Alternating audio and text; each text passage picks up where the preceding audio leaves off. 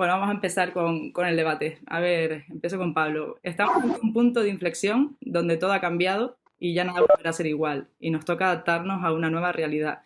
Esta situación que estamos viviendo ha puesto en manifiesto el estado actual de muchas empresas en cuanto a su proceso de digitalización. Y es claro que queda mucho trabajo por hacer, y la mayoría de empresas pues deberán acelerar su transformación digital. Y los cambios necesitan liderazgo, necesitan objetivos alcanzables y medibles, necesitan talento, personal cualificado capaz de llevar adelante y materializar el cambio. Y los cambios en sí también necesitan una gestión del propio cambio de la cultura empresarial. Y de esto sabe mucho Pablo. Pablo, tú que has Ujú. revolucionado varias empresas, ¿cuál dirías que es la receta, las pautas o la estrategia a seguir para transformar una empresa o un negocio con el objetivo de que no se quede fuera del juego? Bueno, en primer lugar, Arantxa, la verdad es que a ver, la pregunta en este momento requiere una reflexión, ¿no? Yo creo que estamos ante un reto por el cual probablemente no nos hemos enfrentado nunca a un reto semejante, ¿no? Yo creo que pocas veces en la historia se repite este tipo de situaciones, ¿no? Un poco haciendo memoria, ayer tenía clase con los alumnos en UNIR y les hice una presentación, ¿no? De un poco cómo veía lo que viene, ¿no? Y cómo prepararnos para este reto, ¿no? Y al final, mirando un poco hacia atrás, bueno, ya vivimos un episodio no de esa magnitud, pero algo parecido en 2001 cuando os acordáis un poco de cuando los aviones se estrellaron en las Torres Gemelas, ¿no? Bueno, yo en ese momento trabajaba en Londres en un banco de inversión y justo me pilló pues ese momento, ¿no? Ese momento lo recuerdo además, han pasado casi 20 años, ¿no? Y lo recuerdo, vamos, se me quedó grabado, ¿no? ¿Por qué? Porque al final son momentos que cambian absolutamente todo. Es como que el mundo de repente se para eh, bueno, todo ya no vuelve a ser como antes, ¿no?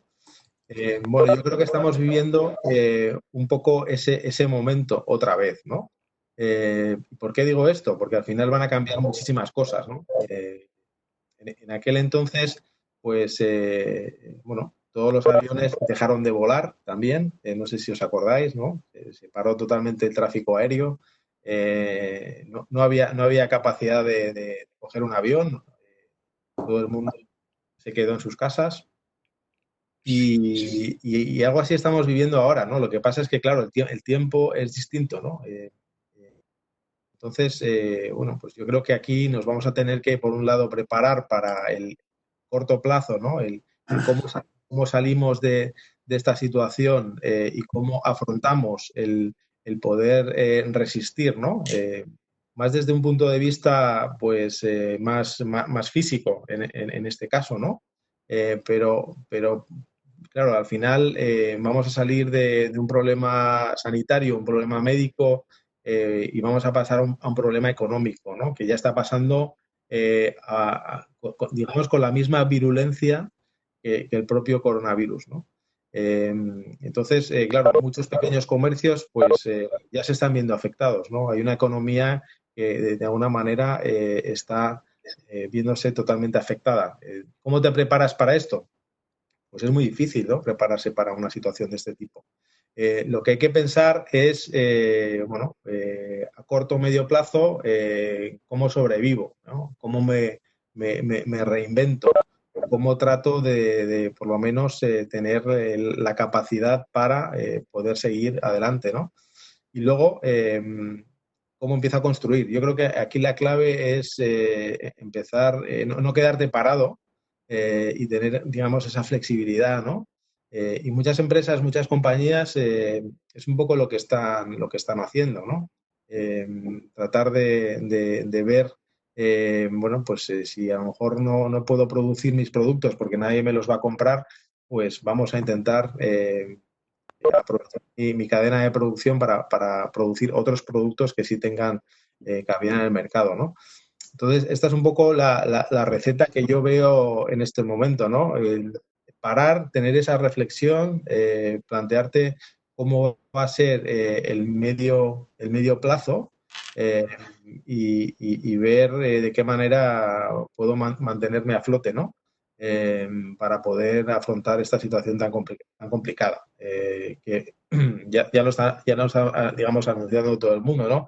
Que, empezamos a estar ya en recesión, esto tiene pinta de que va a ir para un tiempo, probablemente 2020, 2021, bueno, quizá nos empecemos a recuperar eh, el año que viene, con un poco de suerte, pero bueno, esto es difícil predecirlo. Ok, gracias, Pablo. Ya. Me gustaría que nos contaras un poco también tu anécdota bueno, del Hub de Innovación de Liberbank. Me gustaría que lo Sí, compartieras, tu experiencia. bueno, a ver, anécdotas, al final cuando transformas o ayudas a transformar, tampoco, bueno, cuando ayudas a transformar distintas empresas, ¿no? Pues siempre quedan muchas anécdotas, ¿no? Bueno, yo creo que al final esta es una pequeña anécdota que compartir con vosotros, pero en este caso, pues había, digamos, yo identifiqué un poco la necesidad de cómo cambiamos la cultura, cómo tratamos de llevar la innovación a una compañía que quiere transformarse, que quiere digitalizarse. Claro, el proceso de digitalización es un proceso complejo, ¿no? Para empezar, tienes que de alguna manera pues hacer partícipe a toda la compañía, ¿no? Que todos se identifiquen con el proyecto y que de alguna manera se involucren, ¿no? Entonces, bueno, pues qué mejor que montar un espacio de innovación para poder hacerlo, ¿no? Entonces, claro, cuando tienes pocos recursos, pues agudizas el ingenio, ¿no? Esto va a pasar mucho ahora en esta situación, ¿no? Que vamos a vivir, ¿no? Con lo cual, pues simplemente un espacio que no estaba muy en uso, que era un comedor de directivos, pues decidimos transformarlo en un hub de innovación. Bueno, cuando planteamos la idea, pues digamos que les gustó mucho eh, y nos dieron enseguida el visto bueno, lo vieron como una gran oportunidad, pero claro, digamos, ir a empezar a comenzar el proyecto, nos dimos cuenta de que mucha gente comenzaba a bajar a comer cuando antes no bajaban, ¿no? Entonces nos vimos en la situación de parar un momento, ¿no? Porque tampoco queríamos dejar a la gente sin poder disfrutar de ese espacio y buscarles una alternativa, ¿no? Entonces, muchas veces en las organizaciones se produce este efecto, ¿no? Cuando tratas de innovar o tratas de transformar, pues se acciona, digamos, ese proceso natural de reacción, ¿no? Al cambio. Y esto es lo que más cuesta muchas veces, ¿no? En cómo lo canalizas, en cómo lo, digamos, de alguna manera haces a la gente partícipe. Y esto es un arte absoluto, ¿eh? Bueno, en este caso, pues salió muy bien y, bueno, luego, pues, digamos que todo el mundo pudo disfrutar del nuevo espacio, lo hicieron suyo y me siento especialmente orgulloso de ello, ¿no? Es un pequeño ejemplo, ¿no? Pero bueno, al final yo creo que con estos ejemplos muchas veces es lo que hace que cambien, ¿no? Las personas, también la mentalidad o la concepción de las cosas, ¿no? Y muchas veces, digamos que el desconocimiento genera también esa aversión muchas veces al cambio, ¿no? El decir, bueno, y esto realmente yo, ¿por qué tengo que ahora dejar de hacer lo que ya hacía, ¿no? Si además funcionaba, ¿no? Y eso, digamos que muchas veces nos generamos nosotros mismos muchas barreras, ¿no? Mentales, ¿no? Y, y por eso la innovación, Arantxa, es tan bonita, ¿no? Porque te lleva, vamos, a esa búsqueda, ¿no? De tratar de llevar la transformación continua, el reto, el cambiar las cosas. Totalmente. Gracias, Pablo, por compartir esa anécdota tan Ah, bonita. Vamos con mm, Fernando. Fernando, solemos decir que los niños y las niñas de hoy nacen con una tablet debajo del brazo. ¿Son los niños y las niñas de hoy tan digitales como pensamos? Bueno, la verdad es que, bueno, para los chicos lo digital es importante, ¿no? Evidentemente han nacido en una generación en la que, bueno, son la generación de Internet, ¿no? Son la generación en la cual, bueno, pues han nacido y han crecido utilizando Internet y todos los medios tecnológicos de acceso a las redes, ¿no? Entonces, bueno, para ellos es importante, ¿no? Ahora mismo hay un gran debate en relación con el uso, a qué edades y en qué dosis de uso de las distintas herramientas tecnológicas en función de edades, de etapas, etcétera, ¿no? Entonces, bueno, vivimos ahí un momento en ese sentido interesante, donde, bueno, tenemos muchos chicos utilizando las nuevas tecnologías, fundamentalmente en actividades de ocio, pero que, bueno, luego aplicarlas a tareas que sean, bueno, un poco más educativas o un poco de un aprovechamiento académico más sustancial, pues ya eso implica cierto proceso de formación, de preparación, ¿no? Bueno, como decía en su libro, el término que acuñó Max Perskin hace ya tiempo, ¿no? Los chicos son nativos digitales, han nacido en la época de Internet y, bueno, en teoría, pues tienen muchos conocimientos sobre el manejo de la tecnología. Otra cosa es que lo utilicen en tareas de aprovechamiento personal, de tipo educativo o académico, ¿no? Nosotros que no nacimos en la época de Internet, pues somos los inmigrantes, ¿no? Nos llaman los inmigrantes digitales, los que llegamos a esto de lo digital muchos años después, ¿no? Los que ya peinamos canas en este sentido. Y entonces, bueno, pues ahí nos debatimos, nativos digitales, inmigrantes digitales.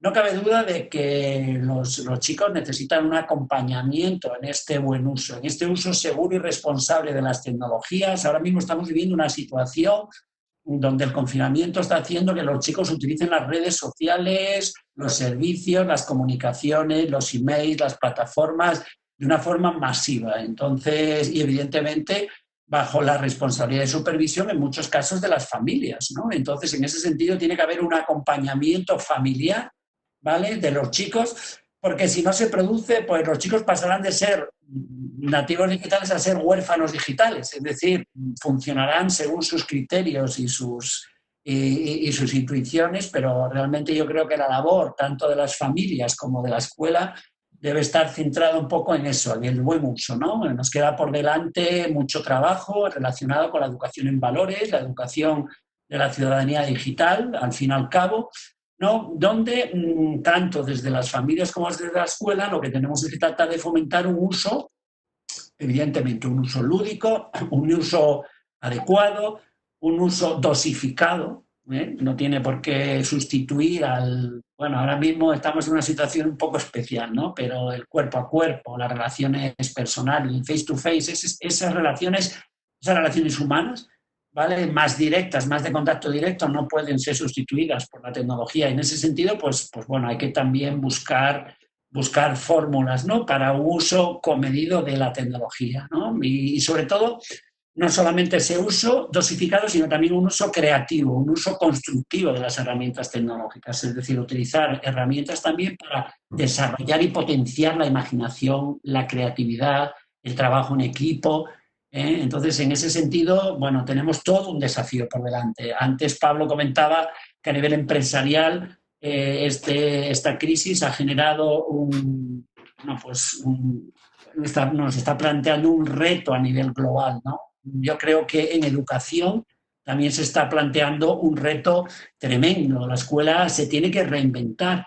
Se tiene que reinventar porque quien nos dice, ahora mismo vivimos un momento de incertidumbre, no sabemos en qué momento y de qué forma nos vamos a desconfinar, no sabemos si esto se va a volver a repetir, no sabemos si tenemos una serie de incertidumbres que entre ellas lo que sí tenemos claro es que ahora mismo se ha producido de una forma evidentemente bastante desorganizada, porque nadie pensaba esto. Yo a veces pienso, digo, bueno, si a mí me dicen esto hace 3 meses, no lo creo. No creo que íbamos a estar en esta situación hace 3 meses, ¿no? Entonces, evidentemente los centros, los profes, los alumnos han hecho un gran esfuerzo, ¿vale?, por pasar de una enseñanza totalmente presencial a una enseñanza o a un apoyo educativo, llámese así, de forma telemática, ¿no? Y esto ha hecho, pues, y además a toda velocidad, y a veces, bueno, cosas que se han hecho bien, cosas que no se han hecho tan bien, porque evidentemente nos faltaba mucha experiencia al respecto, ¿no? Hasta el momento la formación era básicamente presencial y se utilizaban las herramientas de Internet como complemento. Ahora eso se le ha dado la vuelta. O sea, hemos pasado a un entorno totalmente telemático, ¿no? Y en ese sentido, pues hay un proceso de adaptación, ¿no? Hay un proceso que no es algo nuevo, es decir, el aprender en contacto con Internet no es algo nuevo, es algo que ya hacíamos antes, lo que pasa es que lo hacíamos en una dosis concreta como apoyo a la formación presencial en muchos casos, ¿no? Entonces, ahora, pues bueno, estamos tratando de tejer y de reinventar la escuela y de adaptarnos al medio, ¿no? Un poco porque la situación nos lo impone. Y en ese sentido, pues tanto alumnado como profesorado como familias tienen que tejer ese entorno personal de aprendizaje en interacción con las redes, es decir, cómo aprendo a través de Internet, porque es que ahora mismo no tengo otra cosa. Entonces, ¿cómo puedo seguir sin estancarme? Y ese ahora mismo es el gran desafío que tenemos por delante, ¿no? El poder organizar, lo cual no quiere decir que en un momento determinado, cuando baje esto, pues volveremos evidentemente a lo presencial, pero yo creo que hay un antes y un después de esta situación, es decir, que los centros y las familias tenderán a bueno, pues tener previsión de que esta situación se puede volver a repetir y que evidentemente hay que tratar de darle continuidad, ¿no? A la formación académica de los chicos. Muy bien, muchas gracias, Fernando. Vamos con Elisa. Elisa, ¿cómo una empresa como IBM, con más de 100 años de historia, ha conseguido mantenerse y seguir evolucionando, adaptándose a los cambios y, lo más importante, manteniendo ese liderazgo como empresa y compañía tecnológica, siendo la única con origen en el siglo XIX? Pues mira, yo creo que con una serie de atributos, ¿no?, que son ahora súper importantes. Y el primero de ellos tiene que ver con el ADN, ¿no? Y que realmente la innovación es uno de los ADNs de la compañía. A lo largo de todos este siglo y pocos años de historia. Es decir, no hay para nosotros el cambio y los nuevos escenarios son realmente los desafíos que nos mueven, y por lo tanto es ahí donde evidentemente está una de las razones de las que puedas seguir estando en este mundo. Tenéis que tener en cuenta que, por ejemplo, para nosotros en los últimos 5 años, como compañía, hemos cambiado el 50% de los productos y servicios que ponemos a disposición de las empresas. Fijaros lo que puede significar ese cambio. Esto lo que conlleva es que al final tú tienes una cultura dentro de la compañía, dentro de las personas que formamos parte de la empresa, tienes una cultura de adaptación total al Se te pierde, Elisa. cambio. A ver, espera, me voy a poner más cerquita, aunque me veáis así más grande. Me pongo más cerquita. ¿Se me oye mejor? Sí, ahora sí. Los cambios, lo que os decía, es que una de las partes importantes tiene que ver con la actitud de las personas y con la cultura. Somos una compañía donde las personas, como nos tienen acostumbrados a muchos cambios, yo os decía que los últimos 5 años hemos cambiado el 50% de lo que es nuestros productos y servicios, pero a nosotros nos cambian todos los años de organización. Y cada 10 años nos hacen una revolución en la organización de la compañía. Por lo tanto, hay algo en lo cual nos han enseñado, y es que los cambios, lo que os decía, forma parte de nuestra vida. Y además, cuanto antes te adaptes a ellos, mejor vivirás, ¿vale? Por lo tanto, frente a los tiempos donde estamos, yo creo que esta es una lección muy importante. Es decir, lo que nos está pasando no nos puede llevar a quedarnos parados. Todo lo contrario, nos tiene que llevar a movernos, nos tiene que llevar a tener un cambio de actitud en el cual tomemos la rienda de lo que queremos que nos pase en las próximas semanas o en los próximos meses.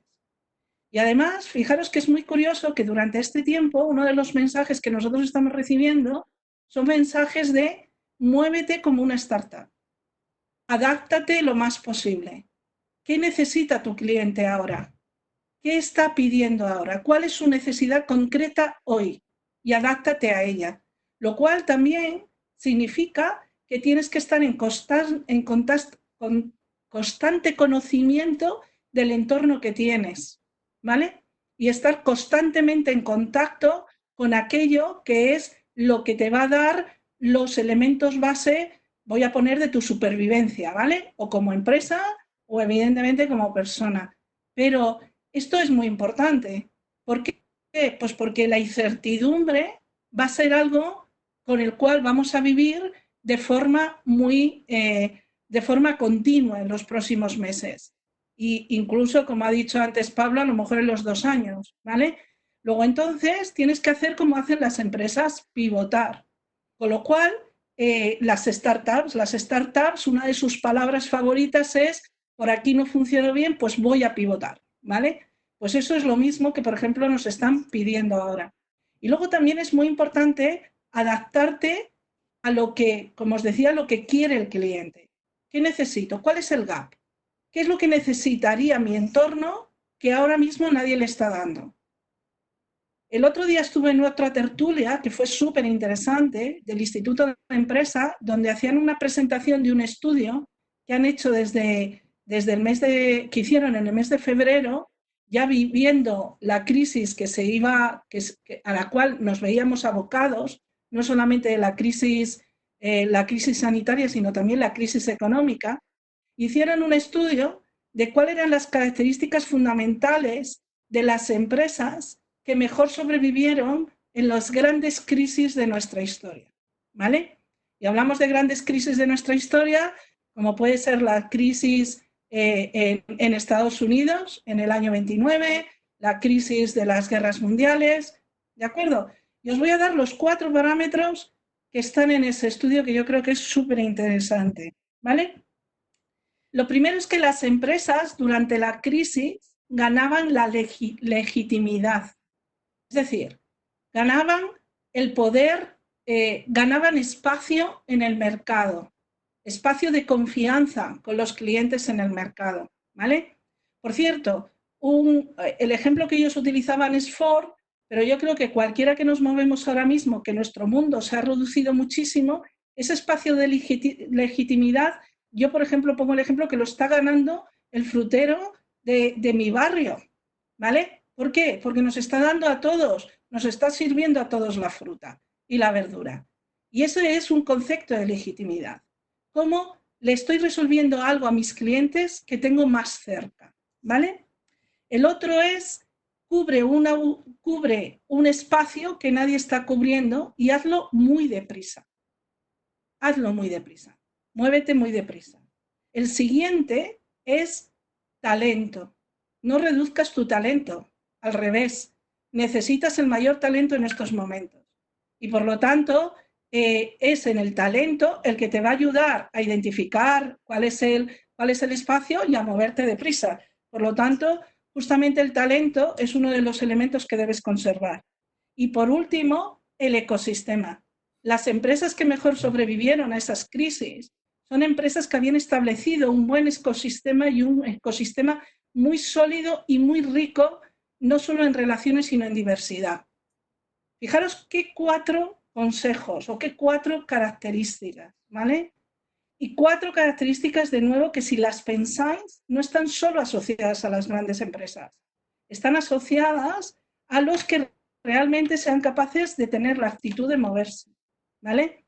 Y eso yo creo que es una de las lecciones que en este caso mi compañía ha sido capaz de ir moviéndose a lo largo del tiempo y que yo creo que es importante que las tengamos en cuenta. No nos podemos no nos podemos quedar parados. El lema de tu encuentro, if nothing change, nothing change, ¿vale? Viene de ahí. No te puedes quedar parado, hay que moverse. Es cierto, y esto es otro tema y con esto termino, pero es cierto que una de las cosas que estamos viendo, y justamente para moverte, se está demostrando, como decía Fernando y también Pablo, que la tecnología, ¿vale?, es uno de los aliados. Como además esto nos va a durar, es evidente que la tecnología, ¿vale?, está aquí y los cambios de transformación digital que estamos viviendo se van a extender. Esto va a generar, y esto es algo de lo cual nos tenemos que ocupar, va a generar una brecha digital. Y esa es la brecha digital la cual tenemos que empezar a pensar cómo la resolvemos. Porque a veces Ahora mismo es cierto que estamos en un momento tecnológico que hay muchos recursos tecnológicos desde el punto de vista de acceso. Las plataformas tecnológicas permiten que muchas empresas puedan tener acceso a los recursos tecnológicos. Pero no es solo tener recursos, hay que saber usarlos, hay que saber poner el foco, hay que saber cuál es el punto donde voy a ir, ¿vale? Y por lo tanto, las grandes empresas, las grandes instituciones, tenemos una responsabilidad muy fuerte en ayudar a esta pequeña empresa a poder usar esos recursos para poder sobrevivir, y no solo sobrevivir, sino coger una curva, al menos con una buena pendiente hacia arriba, ¿no?, en el momento de la recuperación. Muy bien. Muchísimas gracias, Elisa. Fantástico. La verdad que la única constante es el cambio y es lo que estamos viviendo. Bueno, Exacto. vamos con la segunda parte del debate para luego iniciar con el debate abierto. Vamos a hablar justamente de uno de los puntos clave que has comentado, Elisa, el talento. Se necesita talento para poder cambiar el mundo, ¿no?, hacia esa digitalización o hacia lo que se necesite. Y el talento hay que potenciarlo, ¿no? Y para ello hay que capacitarlo y dotarlo de herramientas. Vamos a empezar en este caso con Fernando. Fernando, ¿qué se necesita en la educación para impulsar el talento STEAM? Bueno, yo creo que lo primero que tendríamos que ponernos de acuerdo es con el concepto de talento, ¿no?, que entendemos por una persona talentosa, ¿no? Evidentemente el concepto de talento, aunque puede coincidir con el concepto de genio, no tiene por qué ser exactamente eso. Quiere decir, talento es una capacidad que tiene una persona por encima de la media, ¿no?, que le da la posibilidad de hacer cosas que la media de personas no pueden hacer. Y evidentemente, desde esa perspectiva, pues la educación tiene un campo importante. Y cuando hablo de educación, no hablo solamente de educación institucional, hablo también de educación informal, de educación formal, en distintas edades y en distintos tramos a lo largo de la vida, ¿no? El talento STEAM, S-T-E-A-M, para las personas que no saben de qué hablo, pues habla fundamentalmente de las vocaciones de tipo científico-tecnológico. Estamos comentando que gracias a la tecnología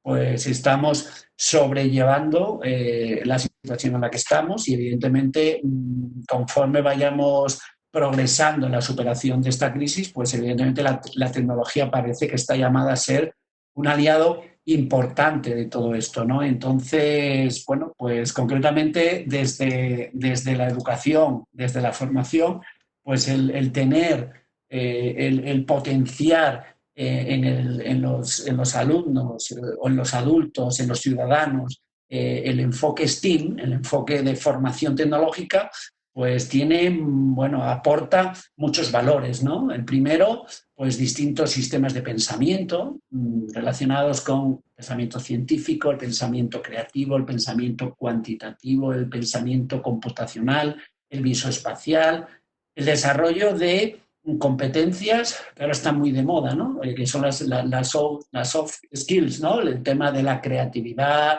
la resolución de problemas, el design thinking, es decir, un poco todo esto, ¿no?, utilizando recursos tecnológicos muy variados, es decir, desde las tecnologías super droopers a las tecnologías low cost, todo tipo de tecnologías, porque lo que se trata es de aplicar esa tecnología hacia la resolución de los problemas, a la resolución de los problemas que ahora mismo tenemos, ¿no?, tanto a nivel personal, profesional, empresarial, ¿no?, tratando de resolver esos problemas con distintos enfoques, ¿no?, con el enfoque, bueno, hay muchos chistes al respecto de esto, ¿no?, pero cuando uno se enfoca un problema, la resolución del problema, pues en función de su tipo de pensamiento, razona de una forma o de otra, ¿no? Existen distintos enfoques para resolver un problema, el enfoque científico, el ingenieril, el matemático, el artístico, y todos esos pues forman parte de un talento STEAM que desde la educación tratamos de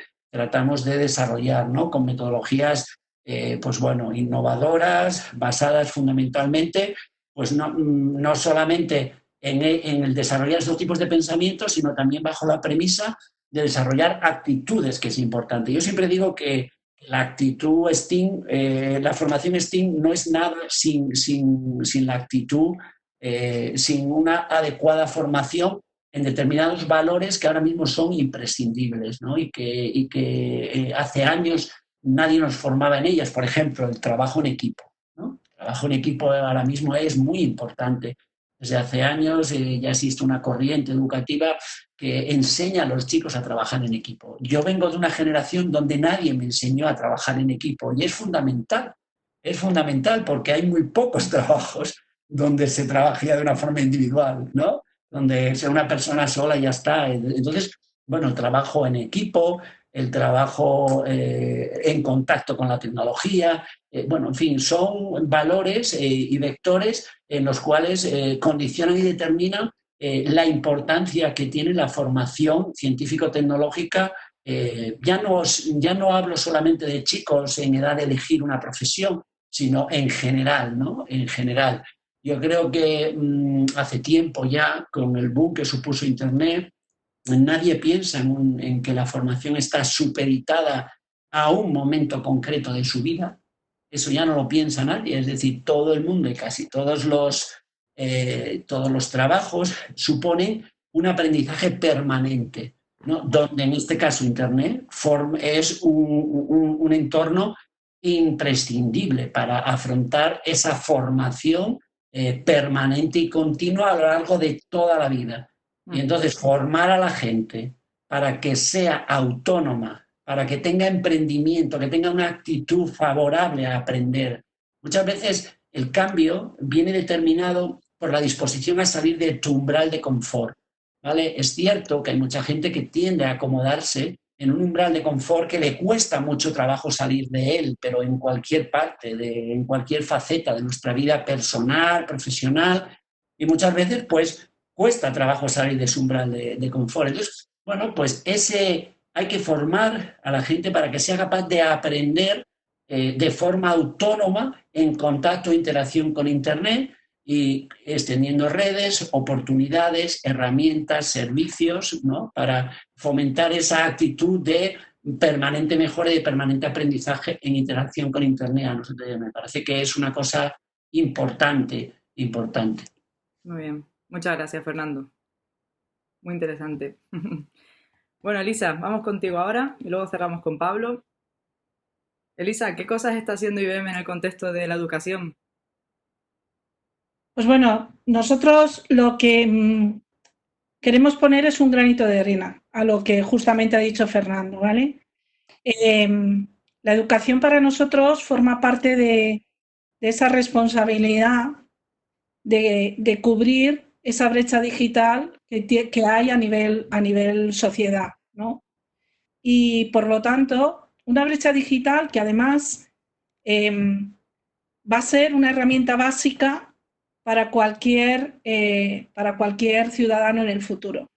De eso estamos convencidos y por lo tanto tenemos que empezar igual que en su momento se alfabetizó y en la época industrial, ¿vale? Una de las cosas que la época industrial empujó fue la alfabetización.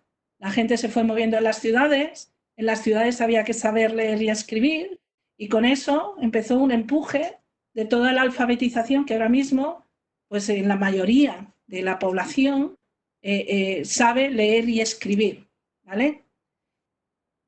Pero nosotros somos conscientes y además estamos convencidos que necesitamos en la época digital, en la época del conocimiento, en la época en la que conocimiento es digital, necesitamos alfabetizar digitalmente a la población. Y entonces empezamos desde diferentes niveles, pero fundamentalmente desde lo que son los 12, 16 años, 17 años, ¿vale?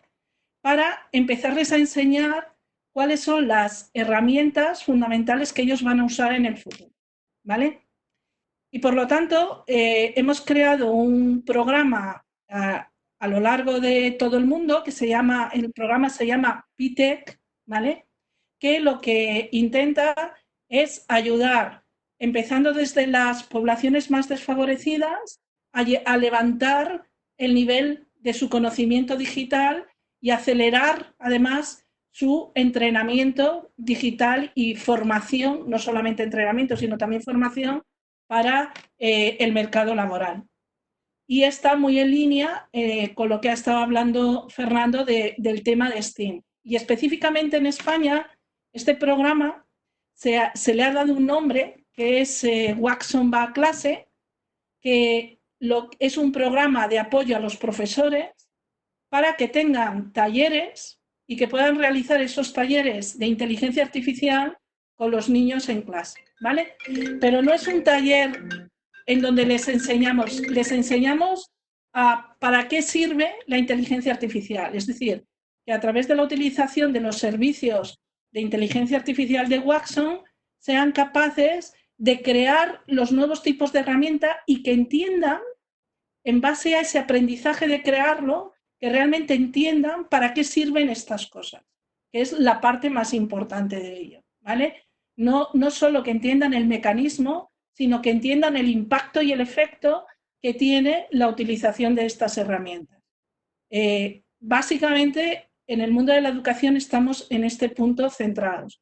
Y ahora también, con esto de la situación en que estamos también poniendo foco en lo que es la formación para desempleados y para la gente que necesita o que tiene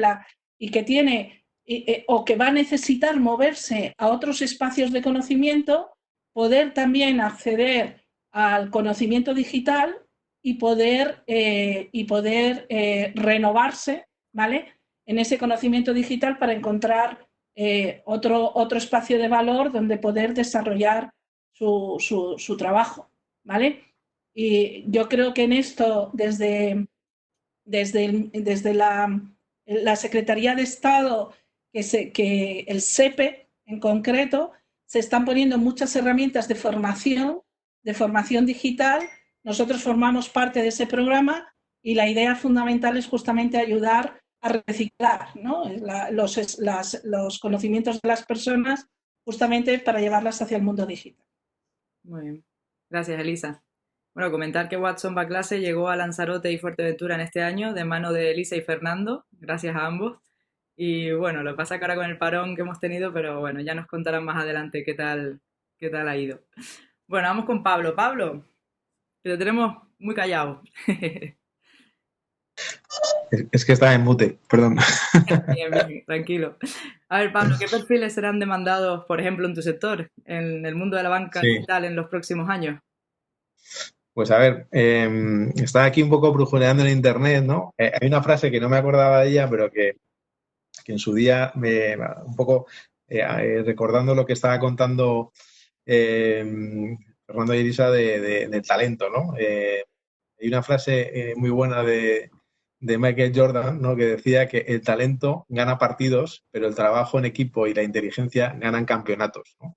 Bueno. Y me parece una frase muy buena, porque esto pasa mucho en las empresas, bueno, y en la vida en general, ¿no? Al final hay mucha gente con mucho talento, pero te das cuenta de que si realmente quieres transformar o quieres, digamos que, en este caso, en la banca sobre todo, pues estamos inmersos en una transformación digital brutal, ¿no? Cambiando procesos, cambiando nuestra cadena de valor a pasos agigantados, pues tú solo no lo puedes hacer. Por mucho talento que tengas, al final es una cuestión de trabajo en equipo y es una cuestión de que, bueno, pues todos tienen que remar en la misma dirección, ¿no? Y esto a veces es uno de los grandes retos que te encuentras. Primero es identificar el talento que tienes, tanto dentro como fuera. Obviamente aquí, sobre todo cuando te enfrentas al mundo digital, pues tienes que incorporar perfiles nuevos que no tienes, ¿no? Nosotros, por ejemplo, ahora estamos buscando diseñadores de experiencia de usuario, ¿no? Pues para todo lo que es el desarrollo de aplicaciones móviles, de todo lo que es los canales digitales, ¿no? Pues bueno, es un perfil muy específico, ¿no? Que necesitas tener gente con esa habilidad y por supuesto, si tienen talento, pues mejor todavía, ¿no? Porque el talento al final lo que te lleva es a dar ese siguiente nivel, ¿no? Pero por otro lado necesitas tener gente con la capacidad, ¿no? Con la habilidad, ¿no? Y yo creo que eso de alguna manera también lo que hay que hacer es fomentarlo internamente, ¿no? Hay que darle la oportunidad a las personas a adquirir esas habilidades. Por eso la formación es tan importante, ¿no? Eh, si consigues mezclar el talento con la formación y con el liderazgo, pues al final haces que las empresas se muevan y se muevan de forma muy rápida. Yo creo que aquí, en este mundo tan cambiante, como bien decía Elisa, pues tienes que tener esa agilidad y afrontar los cambios pues de forma, pues como estamos viendo ahora, ¿no? Pues yo creo que una de las consecuencias de esta situación, de esta pandemia, es que muchas compañías que veían la transformación digital como algo, bueno, pues lo vamos haciendo poco a poco, lo vamos madurando, no me lo termino de creer. Bueno, pues ha sido un baño de realidad, ¿no? Simplemente el hecho de tener esta charla por internet, yo creo que todos hemos, sobre todo aquellos que a lo mejor no tenían esta práctica, ¿no? De conectarse a través de Zoom o a través de Teams o de otras plataformas, pues esto digamos que es una consecuencia, ¿no? Estamos ya todos súper mega conectados cada vez más y las compañías tienen que acelerar esa transformación, ¿no? Yo creo que ahora mismo estamos viviendo esa revolución acelerada de lo digital, que realmente pues es que lo necesitas más que nunca para sobrevivir, ¿no? Y para eso necesitas incorporar talento y necesitas incorporar habilidades y viendo un poco lo que viene, pues yo creo que aquí, pues sobre todo perfiles muy tecnológicos, muy digitales, en todo el abanico, ¿no? Desde la parte más de desarrollo de aplicaciones digitales hasta la parte más de analítica de datos. Bueno, yo creo que vamos a requerir muchísimos perfiles de este tipo, ¿no? Porque, claro, si quieres conocer bien a tus clientes, pues ya no puedes acceder a ellos de la forma tradicional, ¿no? Tienes que tener datos, tienes que tener datos suyos, tienes que ser capaz de analizarlos y tienes que ser capaz también de poder hacerles, digamos, llegar esos datos para que para que tus clientes puedan tomar decisiones en tiempo real. Y eso requiere una transformación completa de cómo distribuyes, ¿no? Tus productos. Por eso vamos hacia un mundo claramente orientado a las plataformas de servicios y a las plataformas donde los backends son tecnológicos, pero donde tienes que generar esa experiencia de usuario para que tus clientes sean capaces de utilizarla, ¿no? Porque la tecnología en sí mismo es un facilitador. Yo creo que esto, los que nos hemos dedicado a esto durante mucho tiempo, nos hemos ido dando cuenta, ¿no? Y dices, oye, pero si he invertido un montón de recursos y dinero en Big Data, ¿no? Y, bueno, ¿por qué no soy capaz de extraer los datos que quiero? O he invertido un montón en desarrollar aplicaciones móviles. Porque hay un consumidor, hay unos clientes a los cuales le tienes que hacer llegar tus productos y les tienes que dar la experiencia que ellos están buscando, ¿no? Entonces, bueno, yo creo que estamos viendo un momento, por un lado, muy difícil, pero para los que nos gusta esto es apasionante. Así que nada, vamos a tratar de ayudar en lo que podamos para poder desarrollarlo y bueno, en ese proceso estamos, ¿no? Yo creo que el talento hay que encontrarlo, pero sobre todo lo que hay que fomentar, como bien decía Fernando, es la formación y como decía también Elisa, pues ser capaces de pivotar, ¿no? Como hacen las startups, ¿no? Buscar la manera y para eso en la empresa tiene que cambiar también muchas cosas, ¿no? El cómo nos enfrentamos a los proyectos, el cómo nos enfrentamos al cambio, Ya no vale que uno tome las decisiones, hay que empoderar a los equipos a que las tomen ellos mismos, ¿no? Es un cambio brutal. Antes todo iba a un comité de dirección y ahí se tomaban todas las decisiones, ¿no? Es que no hay tiempo para eso. Hay que tener organizaciones mucho más ágiles, mucho más flexibles, donde empoderas a los equipos a que puedan tomar esas decisiones y que puedan equivocarse y que puedan aprender de la prueba y error, ¿no? Y esto, a ver, decirlo es muy fácil, hacerlo es más complicado. Pero bueno, os dejo esa reflexión. Muy bien, gracias, Pablo. Sí que me gustaría, Arantxa, me gustaría coger un punto de los que ha dicho Pablo sobre el tema de las plataformas, ¿no?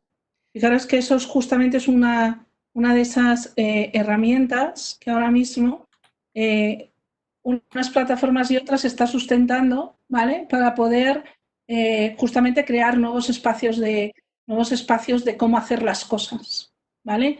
Hay restaurantes que se suben a plataformas para poder ahora, en lugar de servirla, podernos servir la comida en casa en lugar de servirla en su restaurante. Entonces, fijaros cómo está cambiando, cómo estamos acelerando ese cambio, ¿vale? Y esto que yo a principio de año hablaba de las plataformas y todo el mundo lo veía como un dibujo muy abstracto, ¿vale? Ahora mismo estamos ejecutándolo sin darnos ni siquiera cuenta, pero la gente que se está moviendo se está subiendo a las plataformas para poder, en base a ellas, en base a ese ecosistema, ahora mismo el ecosistema lo estamos convirtiendo en un modelo digital y las plataformas son la parte de la realización de ese modelo digital. Entonces yo creo que ahí, quería poner ese punto porque yo creo que es otro de los grandes, remotización del trabajo, ¿no? El trabajar en casa y el tema de las plataformas son las dos grandes aceleraciones que estamos dando en el mundo digital en estos momentos. Gracias, Elisa, y gracias, Pablo. Pues me gustaría que comenzáramos con el debate abierto, con los participantes que tenemos. Por favor, anímense, pongan una P en el chat y les daremos paso, P de pedir palabra, ¿ya? Y les damos paso. Bueno, aquí tenemos una primera pregunta. Francisco, hay que hacerlo con vídeo puesto y hablando, hombre. Esto es como un encuentro... A ver, vamos a... Bueno, Elisa, te preguntan un cotilleo, que cómo va el ordenador cuántico. Bien, gracias. Bueno, el ordenador cuántico va muy bien. Tenemos ya un procesador, un ordenador cuántico desde el punto de vista de volumen cuántico de 32 qubits, desde el punto de vista de número de qubits con 53 qubits, y además estamos haciendo ya delivery de servidores cuánticos en clientes como puede ser a institutos de investigación en Alemania y a institutos de investigación en Japón. Además de todo el servicio que se está dando a través de la nube, ¿vale? Aparte del servicio de la nube, ya estamos empezando a hacer el despliegue físico de ordenadores cuánticos en lugares concretos, ¿vale?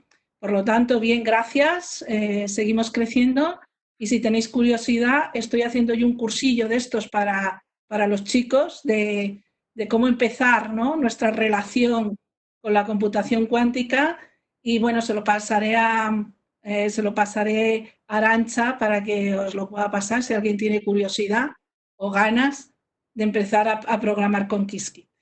Sí, sí, lo metemos seguro en Lanzarote. Muy bien, hay otra pregunta de Francisco para Pablo. Pablo, ¿cómo ves la evolución del blockchain en los servicios y en el 5G? Pues a ver, yo soy, no sé si me escuchas. A ver, yo soy un apasionado del blockchain. Empecé a brujolear en el mundo del blockchain cuando no se llamaba blockchain, en 2013. Y todo el mundo hablaba del Bitcoin, ¿no? Y ahí empezamos un poco a ver que, bueno, esto de la tecnología que sirve la criptomoneda, pues tenía mucho sentido, ¿no? Entonces, bueno, a ver, yo creo que como toda tecnología lleva su proceso de madurez, ¿no? Al final hay una, digamos, curva que me gusta mucho, yo se la pongo a mis alumnos siempre, que es la curva de Gartner, que es el hype, ¿no? pues yo creo que el blockchain ha tenido el mayor hype de la historia, probablemente, porque ha sido una de las tecnologías de las que más se ha hablado y de las que yo creo que todo el mundo, pues de alguna manera ha invertido en programas de blockchain, ¿no? Entonces, bueno, yo creo que cada vez está madurando más. Digamos que ahí, por ejemplo, IBM lo está haciendo fenomenal. Hay programas súper interesantes. Y no te lo digo, Elisa, por hacerte la pelota, ¿eh? Pero ya viene bien, ya viene bien. Es porque lo pienso de veras. Entonces, bueno, yo creo que empezamos ya a ver proyectos muy interesantes de blockchain. Y en Dubái hemos montado un proyecto con el gobierno de Dubái con otros bancos, donde bueno, hemos montado un consorcio para digitalizar todo el proceso de alta de nuevas empresas. Digamos que hay como una especie de registro donde se dan de alta todas las empresas. Bueno, pues todo ese registro lo estamos digitalizando en blockchain, de manera que a través de una empresa que se llama Norblock, que es una empresa de origen sueco, y que uno de sus fundadores es ruso, un auténtico crack del mundo del blockchain, pues somos capaces de hacer una consulta a esa base de datos descentralizada, que bueno, nos da toda la información de las nuevas compañías que se van dando de alta en el registro del gobierno, de manera que yo puedo tener actualizado todos los datos de todas las empresas en tiempo real, con lo cual pues me olvido de tener que hacer la consulta, ¿no?, a cada empresa para actualizar sus datos cada cierto tiempo. Puedo digitalizar todo el proceso de alta de una empresa de forma automática. Esto en la banca es un problema porque quieres dar de alta a una empresa y tienes que hacerle rellenar un montón de papeles, ¿no? Con lo cual, al final, pues todo esto nos lo ahorramos. Con lo cual, en cuestión de poco tiempo, de minutos, ¿no?, puedo dar de alta, puedo hacer el onboarding de una empresa directamente gracias al blockchain, ¿no? Entonces, bueno, en España sé que Alastria, y me consta porque se está empujando muchísimo todo lo que es acuerdos, consorcios, y lo están haciendo fenomenal. Pues también hay proyectos como el de la identidad digital, en el que tuve la suerte también de participar en sus inicios para poder desarrollarlo.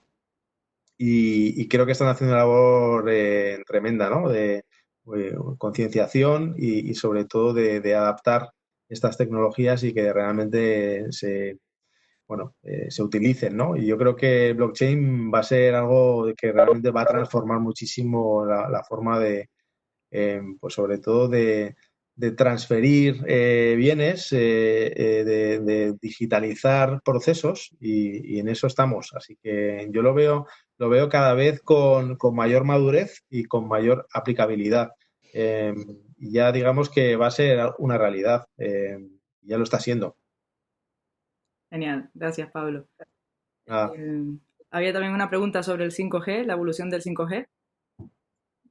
Bueno, la evolución del 5G empieza a llegar, ¿no? Yo creo que el 5G es una tecnología que nos va a permitir procesar y, sobre todo, disponer de datos de forma, pues, tiempo real y va a transformar también la forma en la que podamos, de alguna manera, procesar datos, pues, a velocidades que hoy en día no somos capaces, ¿no?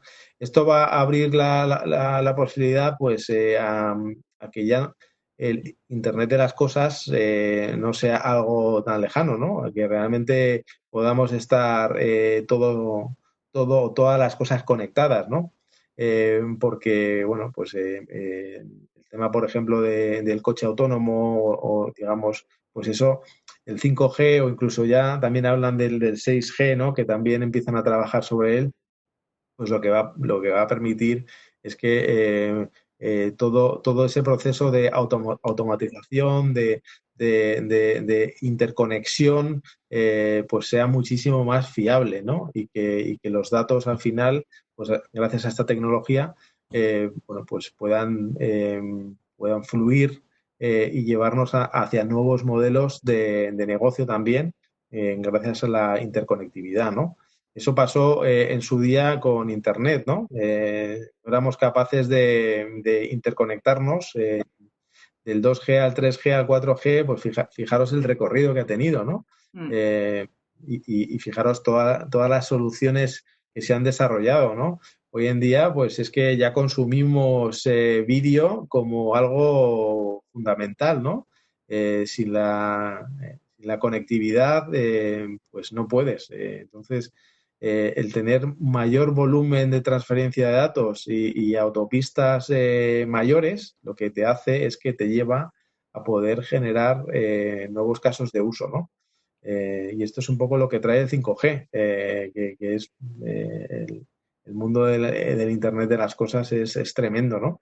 Y ahí el blockchain pues juega también, digamos, al final vas conectando piezas del mismo puzzle, ¿no?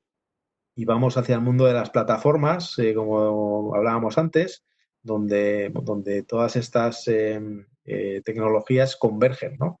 Y es realmente increíble lo que viene. Muy bien, gracias Pablo. Vamos con una pregunta más de Francisco hacia Fernando y luego hay una reflexión que me ha pasado Javier Sirven, que luego le voy a dar paso para que la comente, si le parece. Javier, si no, no me lo he enviado, lo siento. Fernando, ¿y la robótica, la programación en la educación para cuándo? Bueno, pues buena pregunta, sí señor, vamos a ver. El pensamiento computacional y la robótica es una línea actual de innovación educativa que, bueno, poco a poco se va abriendo paso en educación, ¿no? Ya desde hace un par de años, pues hay países que se han dado cuenta de la importancia que es tener un colectivo de ciudadanos amplio que no solo sean capaces de consumir productos informáticos, sino que también sean capaces de crearlo, ¿no? Que sean capaces de crear tecnología. Entonces, en ese sentido, pues la verdad que el pensamiento computacional y la robótica pues son vectores de innovación educativa que tratan un poco de favorecer en los alumnos y luego posteriormente en los adultos ese colectivo de productores digitales que no dejan de ser una fuente de riqueza para un país, ¿vale? El hecho de no solamente consumir tecnología, sino además ser capaces de producirla. Evidentemente, en educación y en la universidad, pues bueno, se ha detectado pues una cierta caída de las vocaciones científico-tecnológicas y en ese sentido, pues se han disparado iniciativas. Antes se comentaba Arantxa una, que era la iniciativa de STEAM, del fomento de las vocaciones científico-tecnológicas, en virtud de las cuales pues, se le da peso e importancia a que los chicos aprendan a programar, ¿no?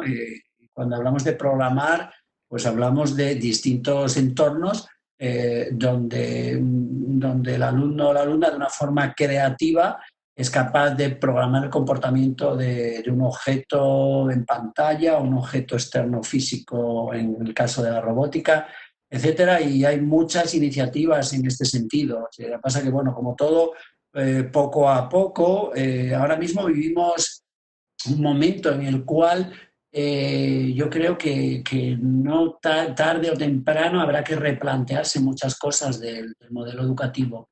¿Por qué? Pues porque el conocimiento ha crecido de una forma enorme. En los últimos años se ha multiplicado. Y entonces, claro, las horas de trabajo lectivo siguen siendo las mismas.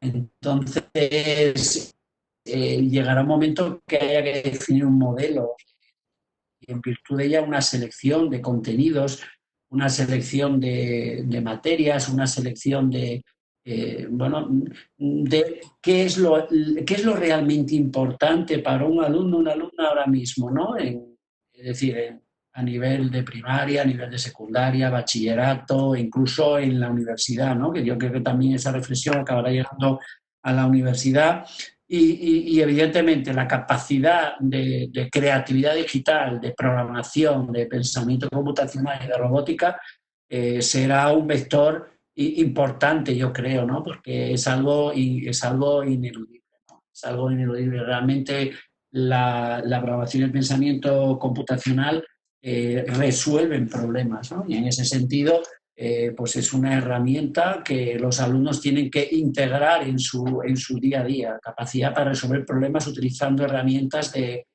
programación, porque al fin y al cabo de esto se trata, ¿no?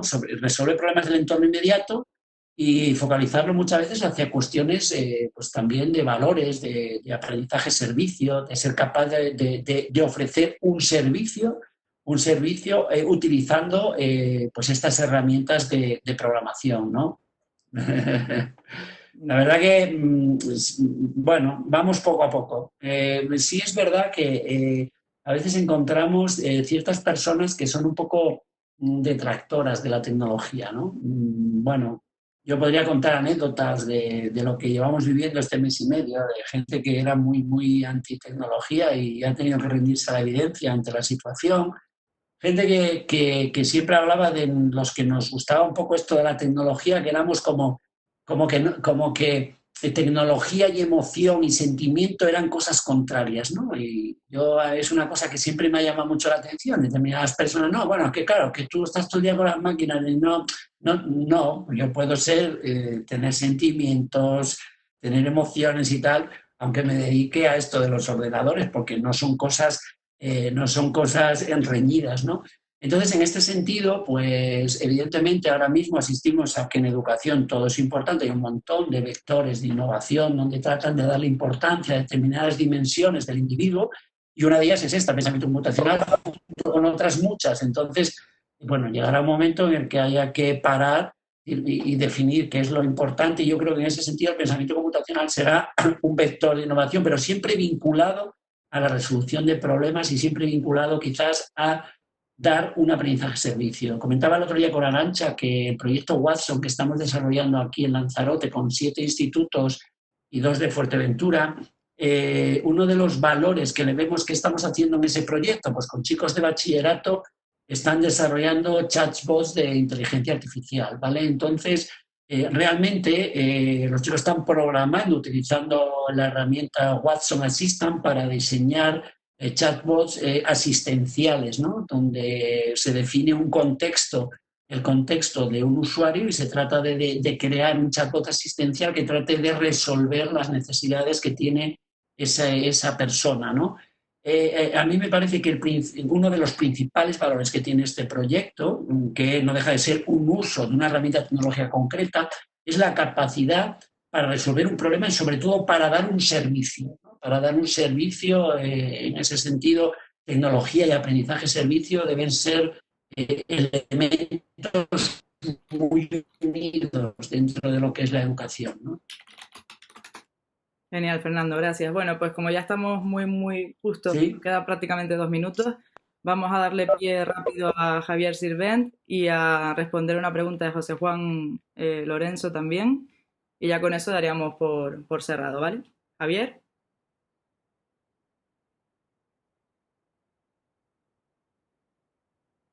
A ver si te oímos. Ahora, ¿me veis? Sí, sí. Nada, bueno, buenas tardes a todos. Espero que estéis bien, que es lo importante ahora mismo. Y antes no recuerdo, estabais dando una frase de lo de hacer equipo y tal, y de un deportista. A mí me gusta mucho la de Tyson, la de todo el mundo tiene un plan hasta que te dan un puñetazo en la boca, ¿no? Entonces, yo la verdad es que llevo años predicando esto que comentabas ahora mismo de la transformación digital y claro, efectivamente, yo creo que más de uno de nosotros, seguro a nivel personal, ha dicho, hombre, por fin ha venido alguien a darle un puñetazo a este de la empresa y porque, bueno, ya era hora, le estábamos diciendo que la transformación digital, digitalizar y tal, y bueno, y de repente ha llegado alguien y ha dado un puñetazo en la boca. Yo creo que además, y es una opinión, es el momento donde la crisis se va a llevar por delante mucha gente, pero sobre todo, yo digo que van a sobrevivir los líderes. Los jefes tradicionales, estos que no han visto venir todo este cambio que, bueno, ya vendrá, y de repente ha llegado con un puñetazo, precisamente ahora la diferencia de supervivencia probablemente será no el del jefe que decía que no, sino el del líder que empuja. Te hemos perdido el audio, Javier. Ahora, ¿en serio? Ahora. No, esto es que lo corta automáticamente si no lo detecta cerca. El caso es que la pregunta es, ¿cuál sería, a un nivel de resumen, el mejor consejo que le daréis ahora mismo a un director general? Muy buena. Así es. El mejor consejo, oye, monta equipos, compórtate como una startup, inventa, no retires, procura mantener a la mejor gente, no hagas ERTES, no sé, hay mil, pero Sí. yo os pido Yo un consejo. un consejo que le daría, lo primero es revisar su plan estratégico, porque todo lo que tenía previsto, yo creo que ahora mismo ya no vale. Y esto es una de las reflexiones que tienen que hacer, ¿no? Los CEOs de muchas compañías. Realmente todos esos planes que tenían previstos para los próximos meses, incluso para los próximos años, pues lo tienen que revisar porque la prioridad ha cambiado y la realidad es otra. Entonces, ese sería mi principal consejo. Genial, Pablo, gracias. Fíjate, mi consejo que está apoyado sobre lo de Pablo es, o sea, olvídate del plan estratégico, porque lo vas a rehacer, ¿vale? Pero no te olvides de tu objetivo estratégico. Y estate preparado o monta equipos que por diferentes vías, ¿vale? Vayan viendo cómo afrontar ese objetivo estratégico. Y estate preparado para deshacer equipos y volverlos a hacer de forma rápida y ágil, ¿vale? Es decir, lánzate, hazlo deprisa, equivócate pronto y cambia de dirección. Y ese es el elemento de agilidad que yo creo que es lo más importante que tienes, que ahora mismo hay que ponerse en marcha. Genial. Yo creo que ahí lo que hay que hacer muchas veces es pararse, encerrarte con tu propio equipo, ¿no? Directivo y decir, a ver, ¿qué hacemos? ¿No? Yo creo que es de esos momentos en los que requieren esa reflexión, ¿no? Luego, por supuesto, en IBM Research, una de las cosas que hacen es que tú puedes empezar muchos proyectos, ¿vale? Y lo único que te piden es que te equivoques rápido. Y que tomes y que digas cuál es la siguiente dirección que vas a tomar. O sea, no es un problema equivocarte, lo que es un problema es que pases mucho tiempo sin reconocer que te has equivocado o que no sepas que te has equivocado, que esto es otro punto muy relevante. Es decir, una de las cosas que la crisis está demostrando es la falta de información que tenemos, no solamente a nivel de administración pública, sino también a nivel de las empresas. Si uno no tiene información, no sabe si se va a equivocar. Por lo tanto, tienes que tener muy bien definidos cuáles son tus KPIs y poder ir midiéndote tus KPIs según vas avanzando en las diferentes líneas que hayas tomado. Y ese es absolutamente fundamental. En la parte que dice Pablo de siéntate con tu equipo y reflexiona, uno de los elementos fundamentales es qué información tienes y qué KPIs vas a medir para conseguir tu objetivo estratégico. Y eso es uno de los grandes problemas actualmente. Sí, porque a ver, aquí lo que pasa también es que los KPIs ya son otros. Tú antes estabas midiendo los KPIs de cómo vendías en la sucursal o cómo vendías en tu tienda física, ¿no? Y ahora te das cuenta de que ya has dejado de vender por esos canales más tradicionales y que empiezas a tener que medir KPIs que antes tampoco le das tanta importancia porque eran, digamos que muchas veces canales alternativos, ¿no? que complementaban tu oferta de negocio, ¿no? Ahora se han convertido en tu primera fuente de negocio.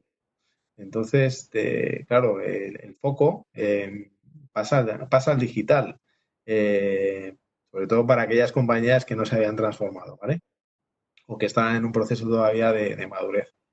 Entonces, claro, ahí es donde los CEOs se están dando cuenta de que no tengo un dashboard para medir cuántos clientes consumen mis productos digitales, cómo vendo en digital, ¿no? Empiezan a surgir todas estas dudas y estas preguntas que muchos no tienen respuesta todavía, ¿no? Porque las tienen que desarrollar, ¿no? Y por eso esta pandemia está sirviendo para colocar el mundo digital. Aquí, por ejemplo, decimos, ¿no? La visión del CEO es muy clara desde que empecé, ¿no? Que es digital first. Eh, ¿Cómo consigues una empresa que sea digital first? Bueno, pues empieza a pensar, ¿no? Primero en digital y luego en los canales físicos, o en este caso, ¿no?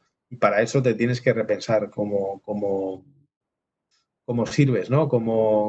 ¿Qué tecnología tienes? Bueno, hay muchísimas preguntas que te tienes que reformular, ¿no? Y cómo generas negocio en Internet.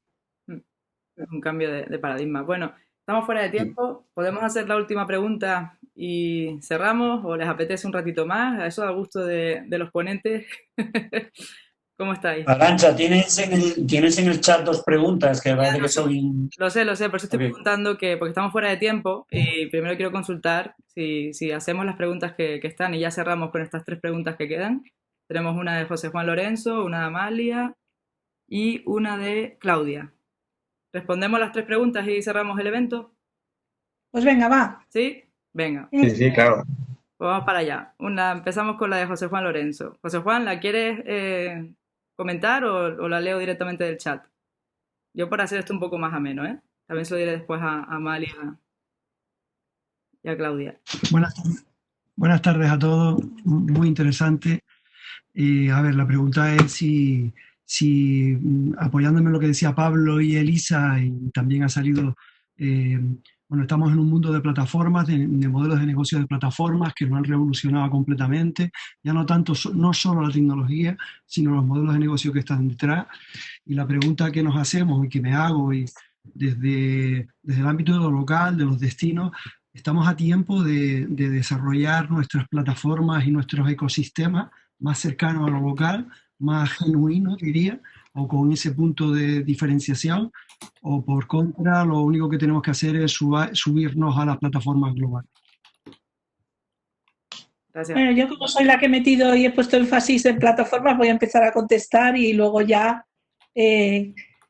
a ver, mi respuesta es que yo creo que estamos absolutamente a tiempo. O sea, en el concepto de la plataforma, la realidad es que las plataformas, hay ya hasta una categorización de los tipos de plataformas, ¿no? Entonces están las plataformas tecnológicas, están las plataformas verticales, están las plataformas industriales, etcétera, ¿no? Y yo lo que estoy viendo es que además, cuando yo os comentaba esto de las plataformas, realmente son plataformas mucho más a nivel local, ¿vale? Y además, yo soy de las convencidas que hay, de hecho, antes de las crisis, yo ya estaba trabajando con empresas en la creación de plataformas mucho más locales, ¿vale? Y mucho más de un ámbito industrial, iba a decir, cooperativo, ¿vale? Concentrado sobre un área geoespacial definida, ¿vale? Entonces, yo creo que hay hueco, pero lo más importante de las plataformas para mí es que hay hueco para crear nuevas, pero hay muchas oportunidades de hacer negocio subiéndote a diferentes. Es decir, las empresas se van a convertir en el mundo digital como un puzzle donde tú vas a ir contratando y ejecutando diferentes tipos de servicios, aunando, ¿vale?, las capacidades de diferentes plataformas. Y esto, por ejemplo, en un sector turístico, para mí es absolutamente claro, ¿vale? Y además, lo que, como te decía, estoy viendo el área de oportunidad y diferenciación que existe a un nivel mucho más bajo y a un nivel mucho más local, conectado con plataformas mucho más grandes. Y yo por una pincelada, y me parece muy buena la reflexión en este caso, perdón. A ver, yo lo que te diría es, tienes que entender dónde están tus clientes potenciales, ¿vale? En qué plataformas, porque hoy en día hay tantas plataformas que lo que te va a ayudar mucho es a entender con quién quieres conectar, a quién le quieres vender y a qué plataformas te subes, ¿vale? Porque, claro, si quieres llegar a público pues más joven, ¿no? Mi hijo ya está en Fortnite, entonces, pues o le vendes a través de Fortnite, olvídate. Si quieres llegar a otro público un poquito ya más mayor, pues a lo mejor están en TikTok, ¿no? O si quieres llegar pues a gente a lo mejor que, digamos, más mayor, pues están en Facebook hoy en día, ¿no? Entonces, un poco lo que tienes que ver es, dice Marisa, ¿no? Al final lo ideal es estar en todas, pero claro, tienes que elegir, ¿no? Porque consume muchos recursos, ¿no? Entonces, bueno, pues yo creo que si intentas ver a quién le quieres vender, o a lo mejor allí en la isla hay una plataforma maravillosa local y te vale, ¿no? O te montas tu propia plataforma. Pero montar plataformas es complejo, es un proceso que requiere pues tener recursos, no es sencillo. Pero bueno. Fundamentalmente, se necesitan recursos tecnológicos, pero fundamentalmente se necesitan muchos recursos de marketing, de organización y de capacidad comercial. Correcto. Y a veces o sea, lo más complicado es eso, Elisa, ¿no? No es tanto la tecnología, ¿no? Sino el cómo de alguna manera, cómo llegas al consumidor, ¿no? Porque claro, esto es una nueva forma de llegar al consumidor. Y ahí un poco está la clave de vender por Internet. Pero vamos, que lo mismo YouTube te vale, ¿eh? O sea, no lo sé. Sí, depende del enfoque. Muy bien, pues pasamos a las dos últimas preguntas. Amalia, ¿te animas a encender cámara y micro? A ver, la cámara ya la tengo, ¿no? ¿O no? Ah, sí, sí. Vale. Bueno, buenas tardes. Muchas gracias a Arantxa y a todos por esto tan interesante. Yo me da vergüenza porque soy bueno, hay tanto nivel en este grupo que me da un poco de vergüenza lanzar esta pregunta, pero bueno, vengo de la gestión deportiva y ahora mismo estoy en la educación. Y entonces un poco el reto que me encuentro es un poco lo que decía Fernando, ya medio Fernando lo respondió, pero sí que dentro de las competencias clave que nos piden enseñar y al final ves que lo que hace falta son microaprendizajes, ¿no? Que los niños o los estudiantes salgan con lo que necesitan aquí ahora, más que enredarse en otras cosas. Para mí la competencia motriz es una de las competencias fundamentales, ¿no? En el caso de la educación física. Y entonces me gustaría saber cómo poder integrar esa motricidad con la tecnología y con ese trabajo en equipo que todos estamos demandando, ¿no? Que creemos que es tan importante. Gracias, Amalia. Fernando, claramente esta va para ti. Sí, bueno.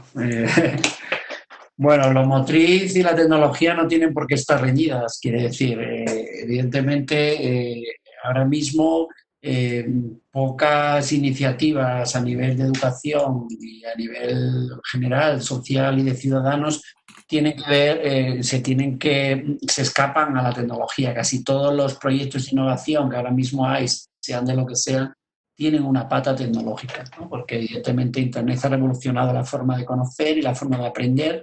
Y evidentemente coincido con la compañera, con Amalia, en que, bueno, pues tenemos en educación todo un reto por delante a la hora de redefinir, ¿no? El otro día César Bona salía en un programa diciendo que tenemos una excusa perfecta para reinventar la educación.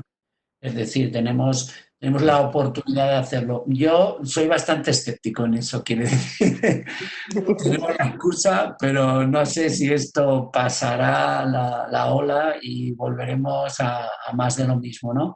A más de lo mismo. Evidentemente, bueno, hay gente que vende que tecnología y actividad física son inversamente proporcionales. Yo no estoy de acuerdo con ello. Es decir, yo creo que hay que trabajar con los chicos de educación física por un tema fundamental de salud, no solamente física, sino mental, ¿vale? Precisamente es una de las razones por las cuales a partir de dentro de un par de días los niños van a poder salir a hacer algún tipo de actividad física, por lo menos de paseo, ¿no?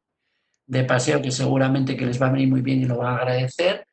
Y luego también porque yo creo que ahora mismo hay muchas en educación, nos estamos debatiendo, ya lo dije antes, por darle importancia a muchas cosas, ¿no? Y entonces, bueno, el tiempo es lo que es y evidentemente yo creo que va a llegar un momento, y vuelvo a repetir, que tendrá que haber un parón y una reflexión de, bueno, ¿qué es lo realmente importante?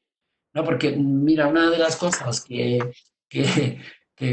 ha puesto de manifiesto esta pandemia es que las propuestas que desde distintas fuentes se han hecho a las familias han aparcado contenidos de los políticamente correctos, de los contenidos que estaban bombardeándonos todos los días con ellos, y resulta que de repente se ha puesto en valor la actividad física, la música, el arte, la tecnología, ¿sabes? O sea, yo creo que de repente como que hemos visto ahí que es. Yo creo que espero y confío que esta crisis nos haga recapacitar sobre lo realmente importante de la educación, ¿no? Porque si te fijas, hay cosas que todo es importante, yo lo tengo claro, pero en un determinado momento hay que establecer prioridades. A mí, por ejemplo, lo que me ha llamado la atención es que cuando hay que establecer prioridades, que en este caso, pues se le da importancia, pues eso, a las asignaturas María, a las que toda la vida fueron Marías o se les consideró Marías, y resulta que ahora son las principales estimuladas a los chicos, ¿no? Planteamientos de artística, de pintar, de hacer trabajos manuales, de hacer actividad física, ¿sabes? Un poco en la situación en la que estamos, de manejar. El otro día me comentaba, bueno, no es tan habitual desde que estalló esto, tenemos, aquí en Lanzarote, como en todos los sitios, estamos haciendo desde el Centro de Profesores un importante apoyo a los profes y a las profas que tratan de comunicarse con sus alumnos, tratando de asegurar esa continuidad pedagógica y que decían, pero no sé, sabrán la tira de tablets, que no saben hacer una captura de pantalla, no saben hacer, hay que andar a explicar. Claro, es que en pocos momentos nos hemos parado a enseñarles a hacer eso, porque estábamos haciendo formación presencial y entonces, claro, de repente los niños no saben, son usuarios habituales de juegos y de tabletas y de plataformas, de juego en línea, pero realmente hay determinadas tareas en las cuales nadie les ha enseñado a hacerlas. Entonces, bueno, yo creo que el valor de lo digital, junto con todo lo que acabo de decir, también es un valor que se ha puesto en alza a raíz de esta crisis. Y yo creo que nos puede invitar a hacer una reflexión para reinventar un poco la educación ahora mismo y qué es lo realmente importante, ¿no? Y evidentemente, la educación física a mí me parece fundamental, la actividad física. Gracias por la pregunta, Mali, y por la respuesta, Fernanda. Mira, yo os doy un ejemplo. Pokémon Go fue una revolución, todo el mundo andando por las calles. Deporte y tecnología unidos. Bueno, vamos con la última pregunta, ¿vale? Que nos hemos ido bastante de tiempo y hay que ser muy meticuloso con esto. Claudia, ¿te animas a poner el vídeo y el audio para hacer la pregunta? Sí, vale. Gracias, Arantxa. Nada. En principio, muchas gracias a Arantxa y a los ponentes por una mesa redonda bastante interesante y bastante constructiva. Para resumir, como se está hablando mucho de lo que se nos viene post-COVID, en el ámbito de la tecnología, IBM está colaborando, está desarrollando para generar aplicaciones que monitoricen esa actividad post-COVID, como por ejemplo desplazamiento, registro de desplazamiento de población o algo así, o alguna otra tecnología. A ver, este tema, además lo tenemos de moda en todos los periódicos. Es un tema que tiene muchas perspectivas, ¿vale? Ya. La primera perspectiva es cómo capturas la información, ¿vale? Y cómo además consigues capturarla de tal forma que guardes el tema de la privacidad de las personas, ¿no? Entonces, aquí ahora mismo hay dos movimientos muy claros, al menos hay dos movimientos claros, cosa que podría haber muchísimo más, ¿vale? Tecnológicamente hablando. Una es la alianza o lo que ha puesto en marcha Apple y Google, evidentemente, puesto que son las empresas de tecnología que son líderes en lo que son los teléfonos, ¿vale? En lo que es el software y en lo que se ejecuta, lo que ejecutamos en los móviles, ¿vale? Y esa es una tendencia. Luego está otra tendencia que es lo que se está generando desde Alemania en la Comunidad Económica Europea. Es otra tecnología diferente justamente que lo que intenta es salvaguardar lo más posible la privacidad del usuario. Ahora mismo no se sabe muy bien cuál va a ser en Europa cuál va a ser el tipo, ¿no?, de tecnología que vaya a sustentarse para los siguientes pasos. Y es allí donde nosotros como compañía estamos muy preocupados, ¿vale? No estamos, evidentemente, como nosotros no estamos en los móviles, pues habrá que ver dentro de la tecnología móvil qué es lo que se puede utilizar, como digo, para alimentar las siguientes capas, porque las siguientes capas tienen que ver muchísimo más con gestión, ¿vale?, con los KPIs que hablábamos antes, con la monitorización, cómo vamos a hacer la monitorización, o sea, cómo vamos a hacer el ciclo de todo el proceso de información, ¿vale? Y cómo realmente ese ciclo permite la toma de decisiones de iniciativas justamente para poder evitar que volvamos a tener repuntes, ¿vale?